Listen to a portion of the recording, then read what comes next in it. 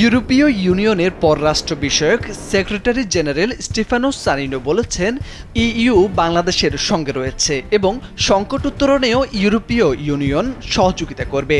৩১ জুলাই বিকেলে বেলজিয়ামের রাজধানী ব্রাসেলসে ইউরোপিয়ান এক্সটার্নাল অ্যাকশন সার্ভিসে পররাষ্ট্রমন্ত্রী ডক্টর হাসান মাহমুদের সঙ্গে সাক্ষাতে তিনি এ প্রত্যয় ব্যক্ত করেন।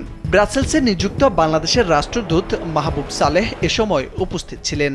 বৈঠকে পররাষ্ট্রমন্ত্রী ২০১৮ সালে সরকারের কোটা বাতিলের সিদ্ধান্ত, সাম্প্রতিক সময়ে রিট ও শেষে সর্বোচ্চ আদালতের রায়সহ ঘটনাপ্রবাহ বিস্তারিত তুলে ধরেন।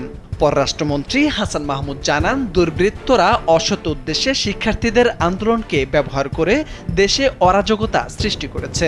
স্যান্ডেলিনা সো, রূপচর্চায় আভিজাত্য।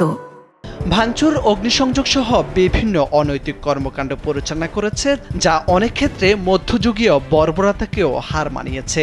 যারা হত্যাকাণ্ডের সঙ্গে জড়িত, ভাঙচুর ও অগ্নিসংযোগের সঙ্গে জড়িত, তাদের বিচারের আওতায় আনা হবে।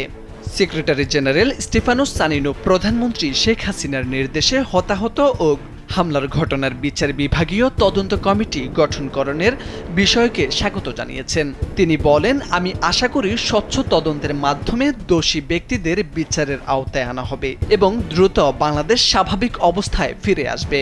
এ সময় পররাষ্ট্রমন্ত্রী তাকে জানান, সরকার এ বিষয়ে অত্যন্ত দায়িত্বশীল এবং আন্তরিক।